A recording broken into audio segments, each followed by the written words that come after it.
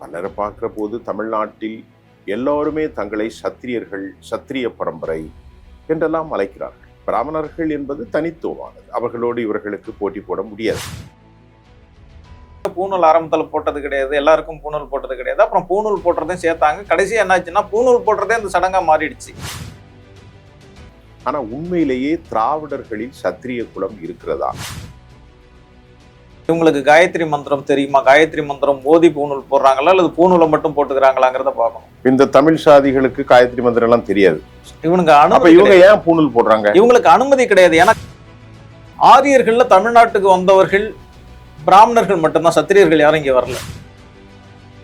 சத்திரியர்களா இருந்தா அவங்க தமிழர்களா இருக்க முடியாது.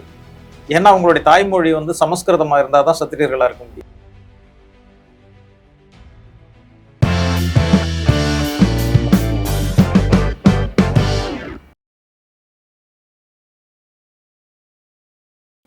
நேயர்களே, இன்றைக்கு ஜெம் தொலைக்காட்சியினுடைய ஹிஸ்டரி டிகோடிங், வரலாற்றினுடைய பார்வையில நம்ம தொடர்ந்து பேசுறோம்.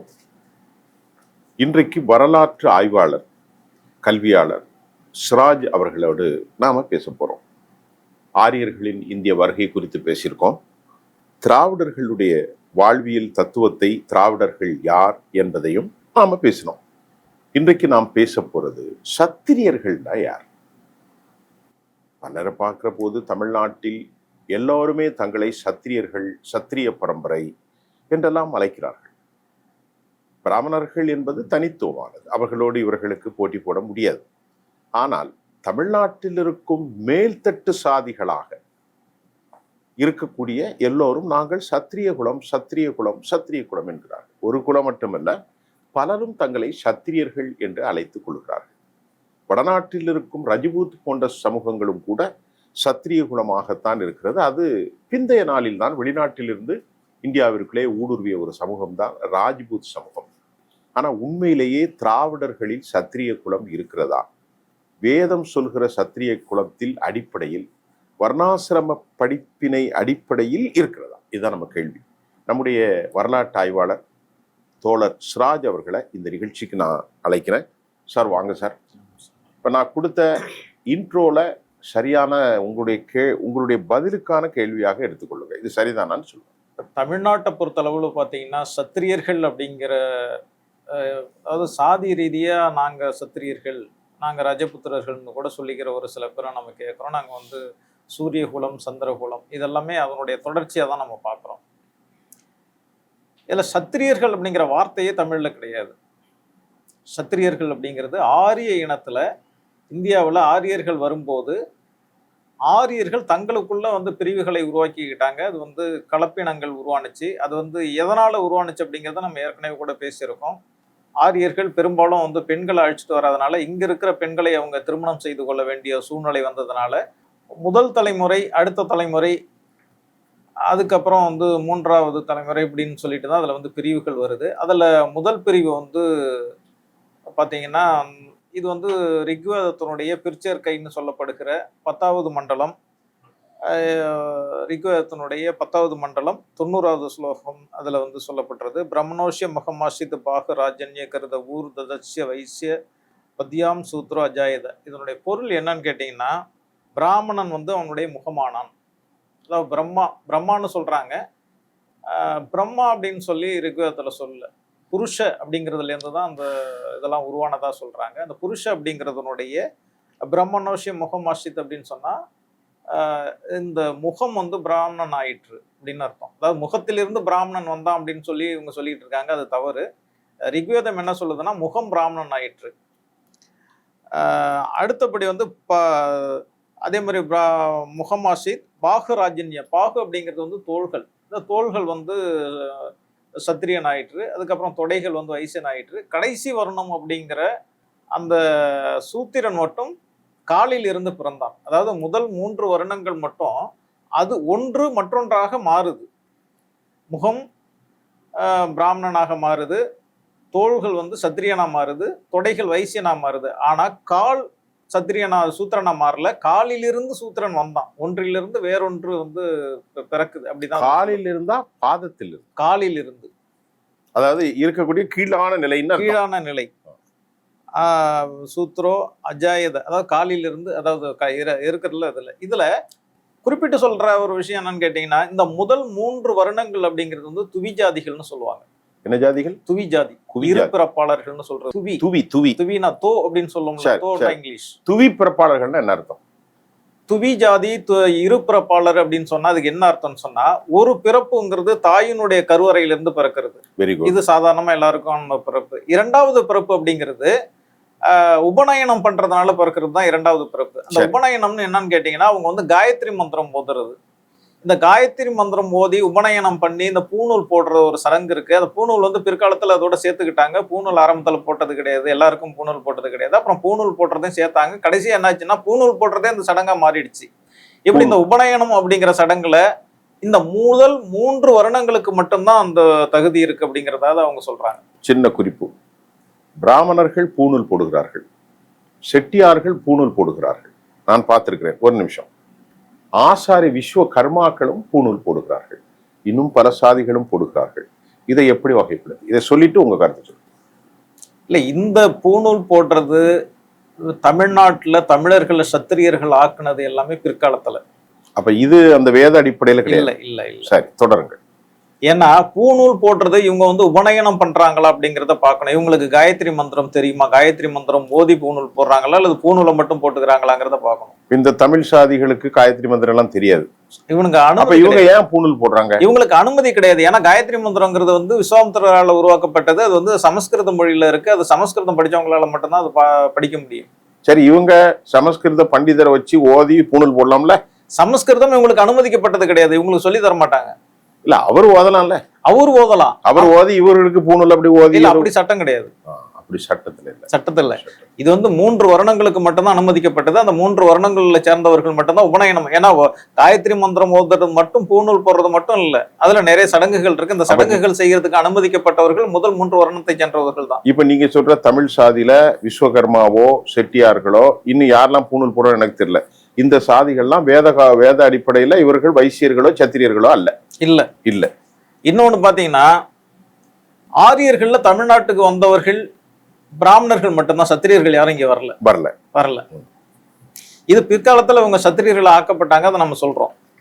ரெண்டாவது, இது வந்து இந்த 4 வருடங்கள் மட்டும்தான் வந்து இருக்கு. இந்த 4 வருடங்கள்ல முதல் 3 வருடங்களுக்கு மட்டும்தான் வந்து உபநயனம் பண்றது அப்படிங்கிறது சொல்றாங்க. அடுத்தது போனோம்னு சொன்னா, இதுல வந்து இதுக்கு அப்புறம் அந்த சட்டங்கள் வருது. இந்துக்களுக்கான ஜாதிய சட்டங்கள் உருவாக்குறது வந்து மனுஸ்மிருதி உருவாக்குது. மனுஸ்மிருதியில என்ன சொல்றாங்கன்னா, 10வது அத்தியாயத்துல 4வது வசனம், 4 வருணத்தில் பிரம்ம சத்திரிய வைசிய மூவரும் 2 தடவை பிறக்கிறார்கள், ஆதலால் இவர்கள் மூவரும் இரு பிறப்பாளர்கள். இதை நாம சொல்லல, மனுஸ்மிருதி. யாரெல்லாம்? 4 வருணத்தில் பிரம்ம சத்திரிய வைசிய, இந்த 3, அதாவது பிராமணர்கள் சத்திரியர்கள் வைசியர்கள் 3 எத்தனை முறை பிறக்கிறாங்க? இவங்கதான் இரு பிறப்பாளர். அப்படின்னா அதான் நம்ம சொல்றோமே, அந்த முதல் பிறப்பு தாயிலிருந்து பிறக்கிறது, மறுபிறப்பு வந்து உபநயனத்துல பிறக்கிறது அப்படிங்கறத இதை நம்ம சொல்லல. அதாவது ஒரு நிமிஷம், நம்ம நேயர்களுக்கு புரியணும். அதாவது வேதத்துல என்ன சொல்லி இருக்குன்னா, கருவின் தாயிலிருந்து ஜனனிக்கக்கூடிய ஒரு பிறப்பு துவி. இரண்டாவது பிறப்பு என்னவென்றால், உபநயனத்தை மூலமாக அவர்களுக்கு அந்த சடங்குகளில் சமஸ்கிருத மந்திரத்தை ஓதி அதன் மூலமாக பூணூல் போடுவது மறுபிறப்பு. ஆமா, இது தெளிவா சொல்றாங்க. பூணூல் தரிக்கும் மறுபிறப்பு இல்லாமையால் 4ஆம் வருணத்தவன் மட்டும் ஒரு ஜாதியாகவே இருக்கிறான்.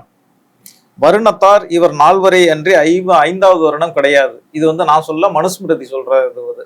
மனுஸ்மிருதி 10வது அத்தியாயத்தினுடைய 4வது வசனம். இப்ப தமிழ்நாட்டுல இருக்கிற தமிழர்கள் எல்லாரையுமே வந்து சூத்திரர்கள் தான் வரையறுக்கப்பட்டிருக்கு. இங்க சத்திரியர்கள் யாரும் கிடையாது. இங்க பல ஜாதிகளும் நம்ம I don't want to mention for any community cost, எல்லோரும் தங்களை சத்திரிய குலம் என்று அழைத்துக் கொள்கிறார்கள் தமிழ்நாட்டில். நீங்கள் சொல்கிறீர்கள் தமிழ்நாட்டில் இருக்கிற சாதிகள் யாரும் சத்திரியர்கள் இல்லை, இது முரண்படுகிறது. இல்ல, சத்திரியர்களா இருந்தா அவங்க தமிழர்களா இருக்க முடியாது. ஏன்னா அவங்களுடைய தாய்மொழி வந்து சமஸ்கிருதமா இருந்தாதான் சத்திரியர்களா இருக்க முடியும். ஓ, இப்படி ஒரு கதை போதும். ஆமா, சத்திரியர்கள்ங்கிறவங்க வந்து ஆரியர்களுடைய தாய்மொழி சமஸ்கிருதம். இப்ப சமஸ்கிருதம் யாருக்கு தாய்மொழியா இருக்கோ அவங்க தான் சத்திரியர்களா இருக்க முடியும். இது சட்டப்படி, இந்து சட்டப்படி. சமஸ்கிருத, அதாவது ரிக்வேதம் மற்றும் மனுஸ்மிருதியினுடைய சட்டப்படி இவங்க தான் சத்திரியரா இருக்க முடியும். மனுவினுடைய கோட்பாடு இதுதான். இங்க இருக்கிற தமிழ் குடிகள்லாம் யாருமே அதுக்கு இல்ல தமிழ் குடிகள் நிச்சயமா அவங்க அப்ப இந்த தமிழ் குடிகள் தங்களை சத்திரியர்கள் பிரமாதமா அமைச்சுக்கிறாங்களே, சத்திரிய குடி, அந்த குடி, இந்த குடின்னு. இதுல இன்னொரு கதையும் இருக்கு. இப்ப இவங்க பிற்பாடு சத்திரியர்கள் ஆக்கப்பட்டவங்க இது மட்டுமே இல்லை. இப்ப இது 10ஆம் நூற்றாண்டுக்கு பிறகு இங்க வந்தாங்க. அதுக்கு என்ன காரணம்னு சொன்னா, 10ஆம் நூற்றாண்டுக்கு பிறகுனா ராஜராஜ சோழன் காலத்துலதான் கொண்டு வரப்பட்டது. கொஞ்சம் முந்தைய காலம் கூட வச்சுக்கலாம். அதாவது இவங்களுடைய காலம், அதாவது பல்லவர்களுடைய காலம் தொடங்கி பிற்கால சோழர்கள் காலத்துல நிறைய பிராமணர்கள் இங்க வந்தாங்க. எதுக்காக இங்க இருக்கிற மன்னர்களை அவங்க சத்திரியர்கள் ஆக்குனாங்கன்னு சொன்னா, இங்க இருக்கிற மன்னர்களும் சத்திரியர்கள் கிடையாது. ஆனா அவங்க சத்திரியர்கள் ஆக்குனது மன்னர்களை சத்திரியர்கள் ஆக்குனாங்க. எதுக்கு ஆக்கான்னு சொன்னா, மனுஸ்மிருதியில வேறொரு சட்டம் இருக்கு. பிராமணர்கள் தானம் வாங்குவாங்க, ஏன்னா அவங்க வேலை செய்ய மாட்டாங்க. தானம் வாங்கக்கூடியவர்கள். ஆக்சுவலி பிராமணர்கள் கடல் கடந்து போக கூடாது. ஆமா. தானம் என்றால் பிச்சை எடுத்து தான் சாப்பிட வேண்டுமா? இல்ல, தானம்ங்கிறது நிலங்களை தானமா, நிலங்கள், அதாவது பிரம்மதயம், சதுர்வேதி மங்கலங்கள் அப்படின்ட்டு இந்த நிலங்கள் அவங்களுடைய ஏகப்பட்ட சதுர்வேதி மங்கலம். பல இடங்கள்ல சதுர்வேதி மங்கலம் என்பதே அது பிராமணர்களுக்கு தானம் கொடுக்கப்பட்ட நிலம் தானே. ஆமா, சதுர்வேதி மங்கலம் அப்படின்னா அதுக்கு என்ன பொருள் சொன்னா, 4 சதுர்னா 4, சதுரம்னு சொல்றோம் இல்லையா, சதுர்னா ஸ்கொயர் 4, சதுர்வேதம்னா 4 வேதங்களை இப்ப கற்று தேர்ந்த பிராமணர்களுக்கு மன்னர்களால கொடுக்கப்பட்ட நிலத்துக்கு தான் சதுர்வேதி மங்கலம் பேரு. அதே மாதிரி பிராமணர்களுக்கு கொடுக்கப்பட்ட தேசங்கள்னு சொல்லுவாங்க. அதை தேயம்ங்கிறது தேசம், பிரம்ம தேசம்னு சொல்றதுதான் பிரம்ம தேயங்கள்னு சொல்றது. அதே மாதிரி மங்களங்கள் அப்படின்னு சொல்றப்ப, இன்னைக்கு மங்களம் அப்படின்னு முடிகிற ஊர் எல்லாமே பிராமணர்களுக்கு தானமா கொடுத்த பகுதிகள் தான். ஆக இதெல்லாம் பிராமணர்கள் தானம் வாங்கணும். யாருக்கிட்ட தமிழ்நாட்டுல சத்திரியர்களே இல்லை, பிராமணர்களே இல்லை, ஆரியர்கள் யாருமே கிடையாது. ஆரிய மன்னர்கள் இங்க இல்லாததுனால அவங்க யார்கிட்ட தானம் வாங்குறது ஒரு சிக்கல் வரும்போது, இங்க இருக்கிற மன்னர்களை அவங்க பிராமணர் ஆரியர்களா சத்திரியர்களா மாத்துறாங்க. தமிழ் குடிகளை மன்னர்களை மட்டும். அதாவது ஒரு நிமிஷம் கேளுங்க. இப்போ பல்லவ மன்னர்கள் இருக்கார்கள்ல, ஆமா, அவர்கள் என்ன குடி? பல்லவ மன்னர்கள் அவங்க ஆரியர்கள் தான். பல்லவ மன்னர்கள் ஆரியர்கள். ஆமா, இது ரொம்ப முக்கியமான கேள்வி. ஆமா. இப்போ சோழ மன்னர்கள் அவங்க தமிழர்கள். பாண்டியர்கள் அவங்களும் தமிழர்கள். சேரர்கள் அவங்களும் தமிழர்கள். அப்ப பல்லவ மன்னர்கள் ஆரியர்கள். ஆமா, அவங்க அவர்கள் சத்திரியர்கள் தானே. அவங்க சத்திரியர்கள். சரி, இப்போ அப்பனா பல்லவ மன்னர்களை பின்பற்றி வரக்கூடிய அந்த பகுதியில் வாழக்கூடியவர்கள் தங்களை சத்திரியர்கள் என்று அழைக்கிறார்களே, அதில் உண்மை இருக்கிறதா? இல்ல, நான் சொல்றது உங்களுக்கு புரியும்.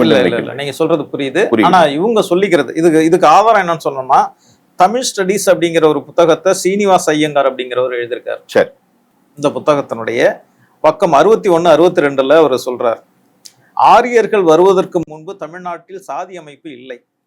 பிராமணர்கள் தமிழ் மன்னர்களை மட்டுமே சத்திரியர்களாக உயர்த்தப்பட்டனர். பிராமணர்களால் தமிழ் மன்னர்கள் மட்டுமே சத்திரியர்களாக உயர்த்தப்பட்டனர்.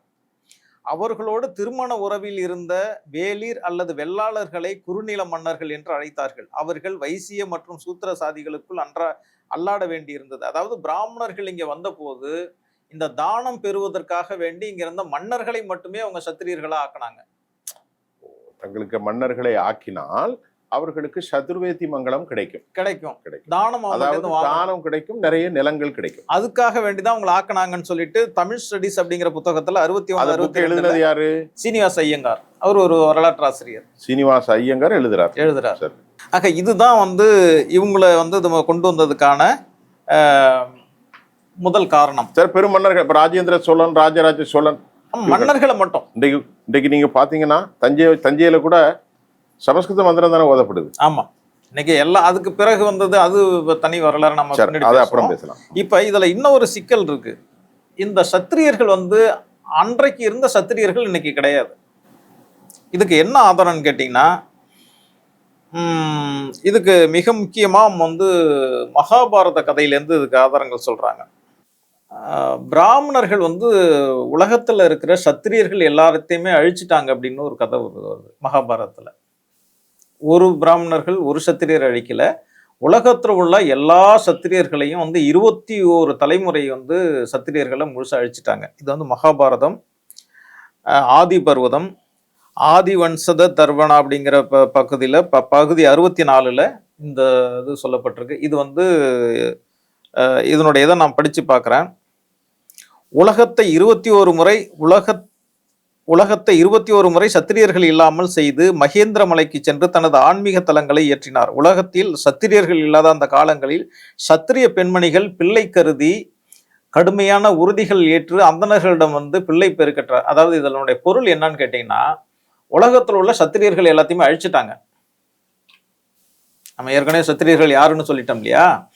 சத்திரியர்கள் எல்லாத்தையும் என்ன பரசுராமன் அப்படின்ட்டு ஒரு பிரம்மாவனுடைய, அதாவது வந்து விஷ்ணுவனுடைய ஒரு அவதாரம். அந்த கடவுள் வந்து என்ன பண்றாரு, இது மகாபாரத கதை நாம சொல்றது, இது ஆதிபர்வம். இது வந்து ஒரு எபிக்ஸா, ஒரு புராணம், எபிக்ஸ் தான். ஆனா இருந்தாலும் அதை தானே அவங்க நம்பிக்கிட்டு இருக்காங்க. இது வரைக்கும் நம்பப்படுறது அதுதானே. இப்ப கடவுளை நம்புறோம்னு சொன்னா கடவுள் மூலம் வர்ற இந்த விஷயங்களை நம்பிதான் ஆகணும். இதுல என்ன சொல்றாங்கன்னு சொன்னா, நாங்க வந்து 21 தலைமுறை வந்து அழிச்சிட்டாங்க. யாரு? சத்திரிய இனத்தையே சுத்தமா அழிச்சிட்டாங்க. சத்திரிய இனத்தை அழிச்சதுக்கு பிறகு சத்திரிய பெண்கள் எல்லாம் வந்து பிராமணர்கள்ட்ட வர்றாங்க. பிராமணர்கள்ட்ட வந்து எங்களுடைய இனமே அழிஞ்சு போச்சு, அதனால வந்து எங்களுக்கு வந்து பிள்ளை வரம் கொடுங்கன்னு கேட்கறாங்க. என்ன கதை பயங்கரமா இல்ல, இதுதான் அதான் நான் சொல்றேன். அதான் சொல்றேன். இது இப்படிதான். ஏன்னா இப்ப எங்க சத்திரியர்கள்னு சொல்றவங்க இந்த கதையெல்லாம் ஒத்துக்கிட்டு தான் சத்திரியர்னு ஏத்துக்கிட்டு இருக்கணும். ஓ சரி, அதுக்காக நான் சொல்ல வரேன். யாராவது சத்திரியர்கள் சொன்னா இதெல்லாம் ஒத்துக்கணும். ஏன்னா அது சொன்னது தானே சத்திரியர்கள்ங்கிறது. சத்திரியர்கள்ங்கிறத உருவாக்குனவங்களே சொல்ற கதை தானே அது. அதுல உள்ளதான் சொல்றீங்க. அதுதான் நம்ம சொல்றோம். இது வந்து ஆதி பருவத்துல உண்டு. மகாபாரதம் ஆதி பருவத்துல இந்த கதை சொல்லப்பட்டிருக்கு. 64ல் சொல்லப்பட்டிருக்கு. அது மாதிரி அதுக்கு பிறகு வந்து பிராமணர்களுக்கு பிறந்தவங்க தான் இப்ப இருக்கிறவங்க சத்திரியர்கள் அப்படிங்கிறாங்க. அவங்க 21 தலைமுறை வந்து பரசுராமன் அழிச்சிட்டான் சத்திரியர்கள் எல்லாத்தையுமே. புரியுதுங்களா? ஆரம்ப காலத்துல சத்திரியர்கள் இப்படிதான் வந்தாங்க. துய் ஜாதிகள் அப்படின்னு சொன்னோம். துய் ஜாதிகளா இருந்த சத்திரியர்கள் வந்தாங்க. அந்த சத்திரியர்களை 21 தலைமுறை வந்து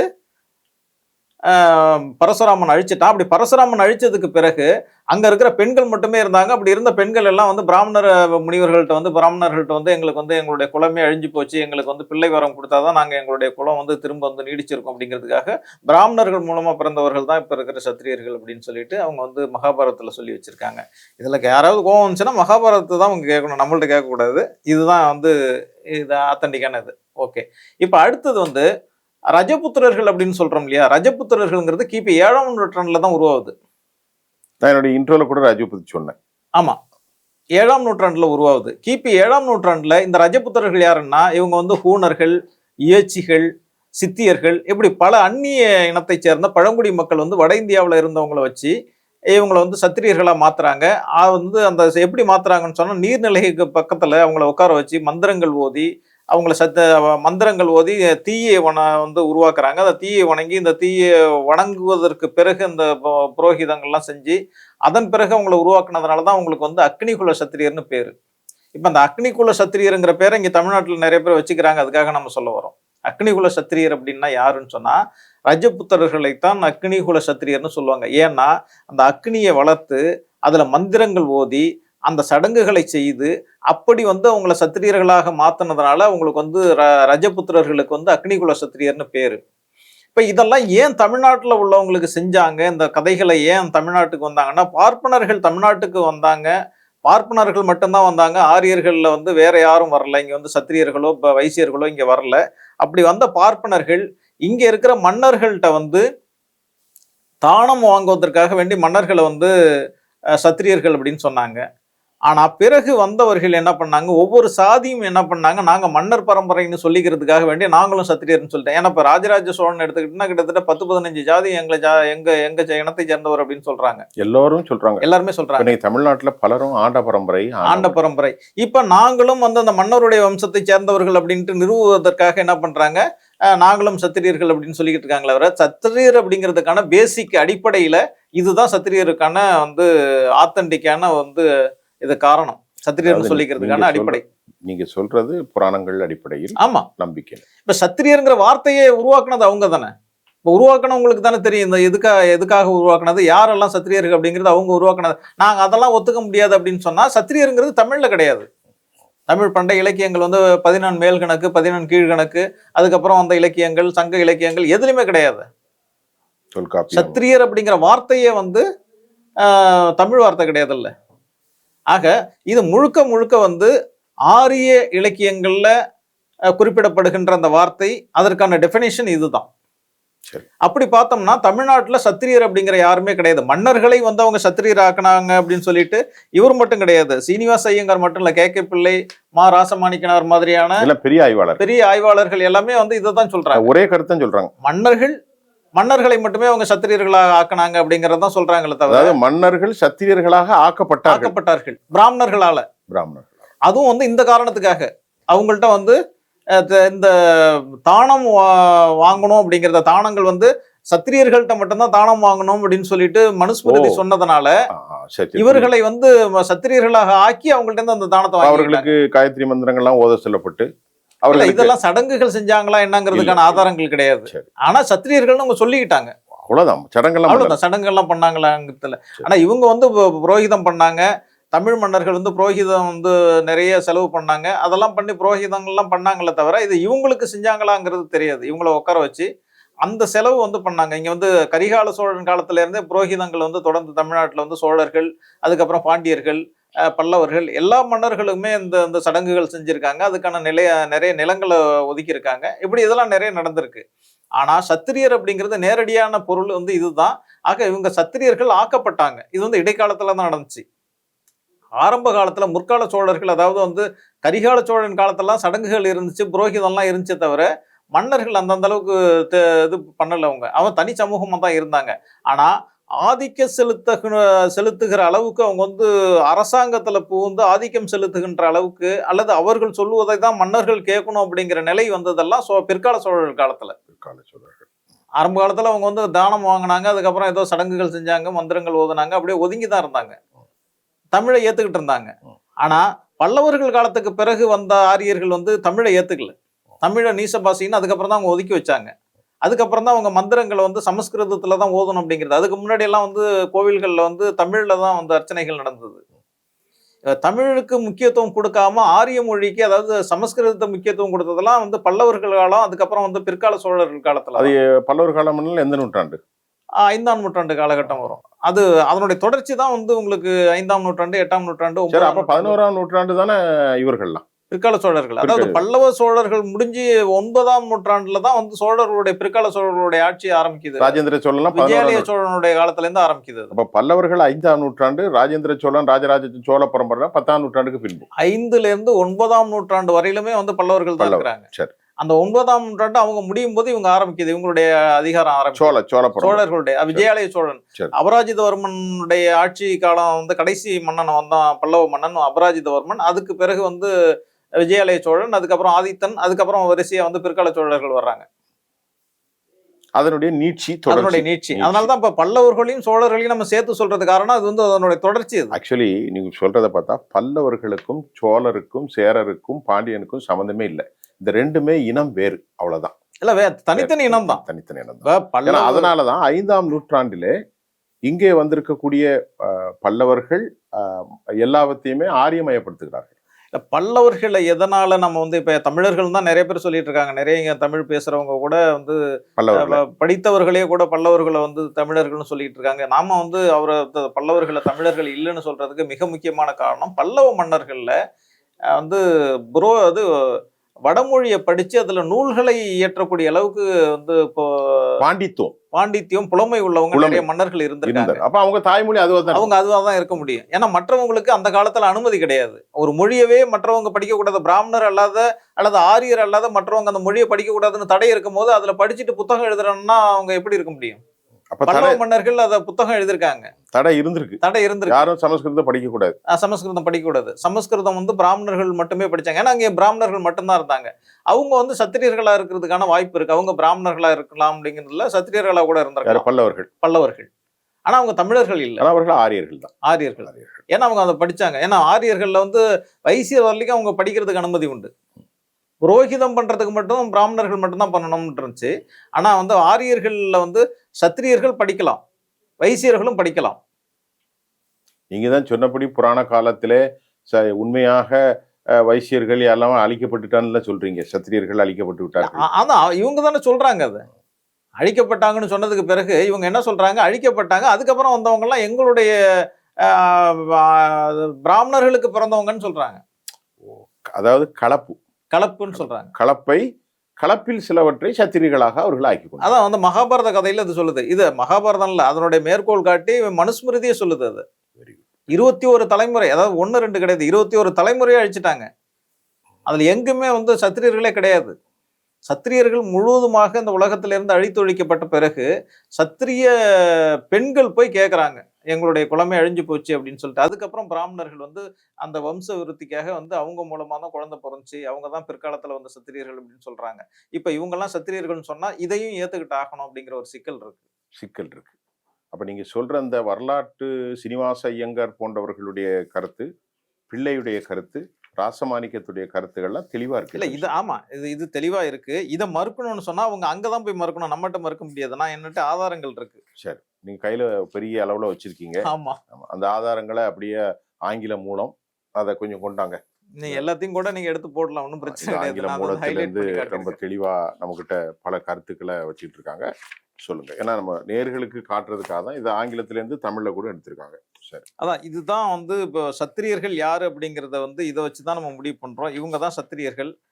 இந்த சத்திரியர்கள்ல வந்து மனுஸ்மிருதி இதை தான் சொல்லுது. பரசுராமனுடைய கதையும் இப்படிதான் சொல்லுது. 21 தலைமுறைக்கு பிறகு இப்படிதான் வந்தாங்க அப்படின்னு சொல்லுது. ரிக்வேதம் தான் சொல்லுது. ஆக இன்றைக்கு இருக்கின்ற தமிழ்நாட்டில் இருக்கிற தமிழர்கள்ல சத்திரியர்கள்ங்கிறவங்க யாரும் கிடையாது. இவங்க பேரளவுல சத்திரியர்களாக பிற்காலத்தில் ஆக்கப்பட்டவர்கள். அதுவும் பிராமணர்களால் சத்திரியர்களாக ஆக்கப்பட்டவர்கள். அதுவும் அவங்க ஆக்குனது கூட மன்னர்களை மட்டும்தான் ஆக்கியிருக்காங்க. அது சதுர்வேதி மண்டலத்தை தானங்கள் பெறுவதற்காக மன்னர்களை மட்டும் அவங்க வந்து சத்திரியர்களாக ஆக்கியிருக்காங்க. இதை வச்சுதான் இன்னைக்கு என்ன பண்றாங்க, அந்த ஆண்டகுலம் அப்படிங்கிற ஒரு பெயரை உருவாக்கி வச்சுக்கிட்டு நாங்கள்லாம் வந்து இங்க எல்லாமே வந்து சூத்திரர்கள் தான். தமிழ் குடினாலே சூத்திரர்கள் தான். ஏன்னா ஆரியர்கள் இந்தியாவுக்கு வந்த போது, இந்த மண்ணுக்கு வந்த போது இங்க இருந்தவங்க வந்து 2 விதமான மக்கள் தான் இருந்தாங்க. அதுல மிக ஆரியர்களும் திராவிடர்களும் இருந்தாங்க.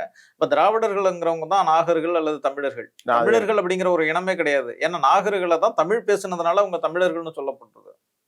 அவங்க இனப்பெயர் வந்து நாகர்கள் தான். அவங்க தமிழை பேசியதால அவருக்கு வந்து தமிழர்கள். இப்ப ஆங்கிலேயர்கள்னு ஒரு ஆதிக்குடி நாகர்குடி தான், நாகர்கள் தான். நாகர்கள்ல தான் தமிழர்கள்னு சொல்றோம். தமிழ் பேசுனதுனால தமிழர்கள் அப்படின்னு சொல்றோம்.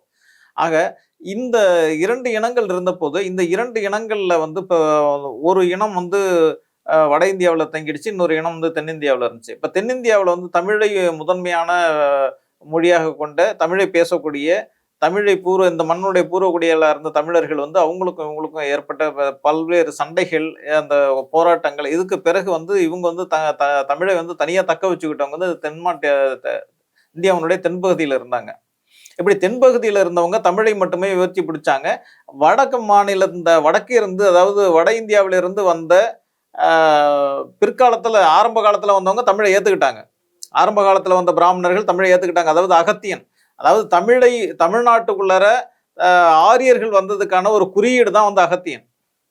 அகத்தியன்கிறது ஒரு தனி மனிதனா நம்ம பாக்குறோம். அகத்தியன் பிராமணர் தான். அகத்தியர் யாருன்னா அகத்திய முனிவர். அகத்தியர் அப்படிங்கிற வார்த்தை வந்து எங்க இருந்து வருதுன்னு சொன்னா அகஸ்தியர் தான். அகஸ்தியர் யாருன்னு கேட்டீங்கன்னா மித்ராவர்ணன் அப்படிங்கிறவருடைய மகன். வசிஷ்டர்னு ஒரு முனிவர் இருக்காரு. வசிஷ்ட முனிவரை பத்தி தெரியாட்ட ஒண்ணும் இல்லையே. அவருடைய தம்பி தான் இவரு, பிரதர். அவருடைய தம்பி. இவர் தான் வடக்க இருந்து தெற்க வர்றாரு. இவர் வர்றதை பத்தியான கதைகள் நிறைய இருக்கு. ஒண்ணு, இப்ப வந்தாரு ஒரே ஒரு பிராமணர் அங்கேருந்து வந்தாரு. வந்துட்டு இவர் என்ன பண்ணாருன்னு சொன்னா, பிராமண ஆதிக்கத்தினுடைய ஒரு அடையாளமா தான் வந்து அகத்தியர் இங்க வர்றாரு.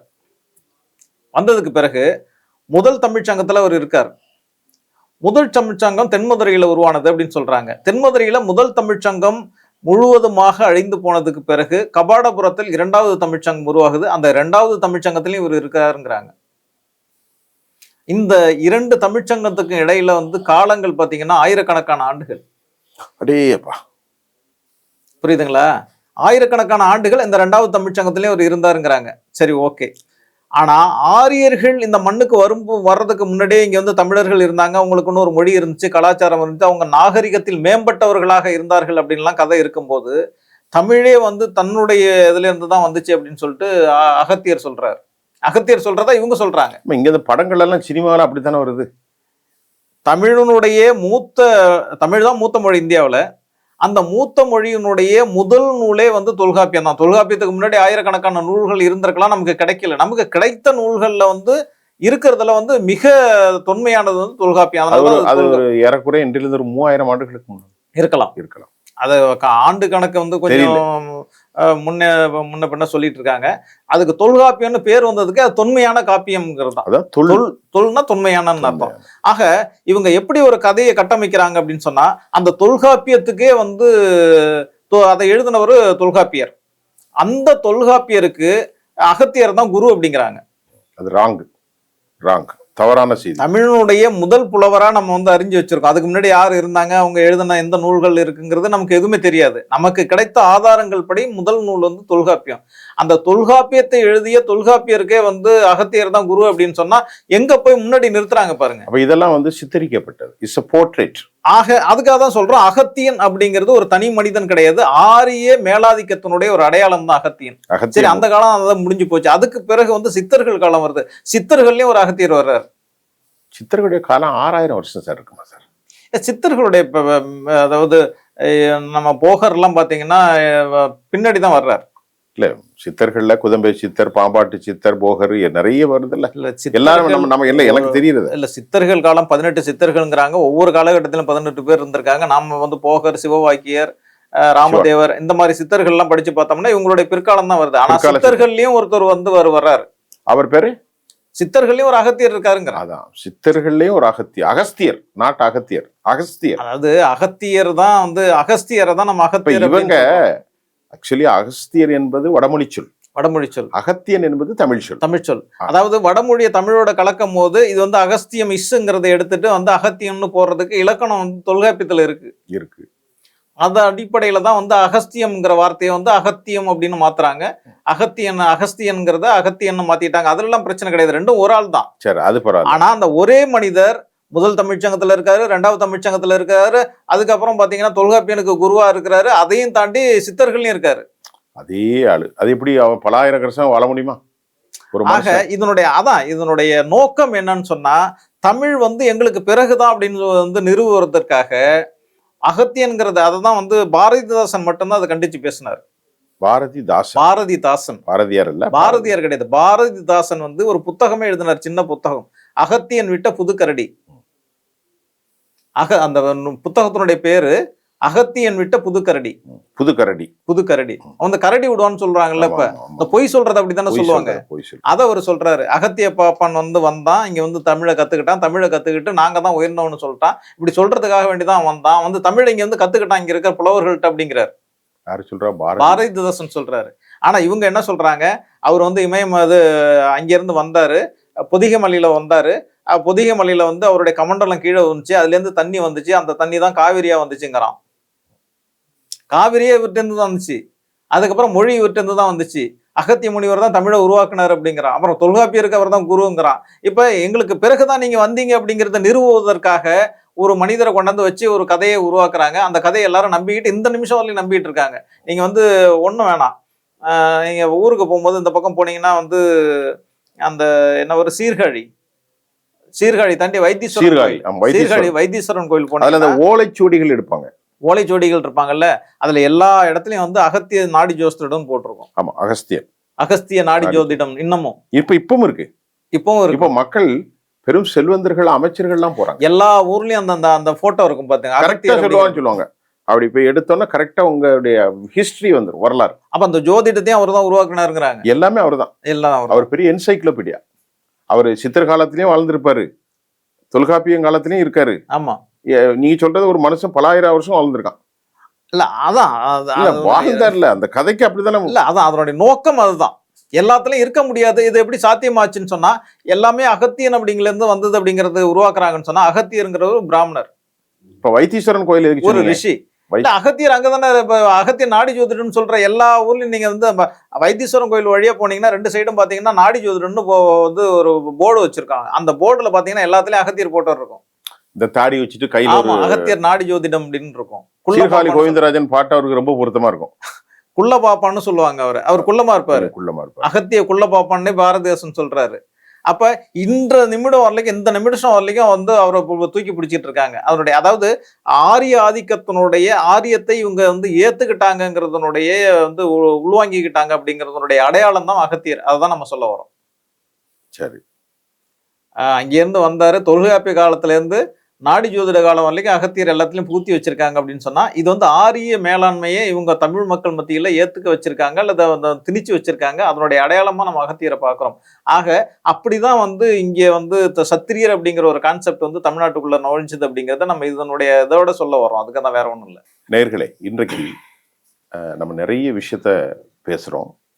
இன்னும் பரவாறாக நான் பேச போறேன். ஒரு டிஸ்கிரிமினேஷன் இல்லாமல் இந்த வரலாற்றை போய் சேர்க்கணும் தான். குறிப்பிட்ட எந்த சமூகத்திற்கும் மீதும் எந்த மக்களின் மீதும் எமக்கு எந்த விதமான பாகுபாடும் இல்லை.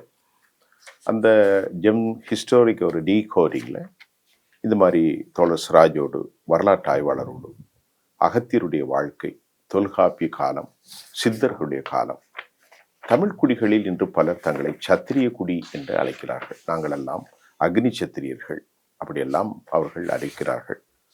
அது அவர்கள் ஏன் அப்படி அறிவிக்கிறார்கள் என்றால் அது கூட ஒரு சாதி மேலாண்மை தான். வேத காலத்தில் இருக்கும் முகமாக பிராமணர்கள், சத்திரியர்கள், தொடையிலிருந்து வந்த சைத்திய வைசியர்கள், அப்புறம் நீங்கள் காலிலிருந்து பிறந்த சூத்திரர்கள். தமிழ் குடிகள்ல எதுவுமே அப்படி இல்லை அப்படின்னு நம்முடைய வரலாற்று ஆய்வாளர் சீனிவாச ஐயங்காருடைய புத்தகத்தையும் மகாபாரதத்தினுடைய அந்த புராணத்தினுடைய வாய்ப்புகளையும் அவர் சொன்னார். இது உங்களுக்கு சொல்றதுக்கு தான் சொல்லிட்டு நம்ம சொன்னார். இதுக்கு நான் ஒன்றும் எனது உளப்பூர்வமாக சொல்லவில்லை, என கையில இருக்கிற ஆதாரத்தை சொல்கிறேன், நீங்கள் அதை சேர்த்து கொள்ளுங்கள். அப்ப தமிழ் குடிகள்ல யாராவது சத்திரிய குடி என்று சொன்னால் அதற்கு அவர் விளக்கம் சொல்கிறார். அப்படி இல்லை, அவர்கள் ஆரியர்களால் தாய் தந்தைக்கு பிறந்தவர்களாகத்தான் இருக்க முடியும் என்ற சத்திரிய குடி என்று சொல்கிறார். பொதுவாக சொல்கிறார், எந்த ஜாதியும் சொல்லவில்லை. ஆகவே இங்கே இருப்பது அனைத்தும் தமிழ் குடிகளே, தமிழ் குடிகளே. அதே போன்று பல்லவ மன்னர்களுடைய வரலாற்றை சொல்கிறார், சதுர்வேதி மங்கலத்தை சொல்கிறார், சேரச்சோழ பாண்டியனுடைய வரலாற்றை சொல்கிறார். எல்லாவற்றையும் விட வைத்தீஸ்வரன் கோயில் மயிலாடுதுறையில் இருக்கக்கூடிய அந்த சம்பவத்திலும் அகத்தியர் வருகிறார், சித்தர்களிலும் அகத்தியர் வருகிறார், எல்லாவற்றிலும் வருகிறார். ஒரு தனி மனிதன் எப்படி இப்படி வாழ முடியும்?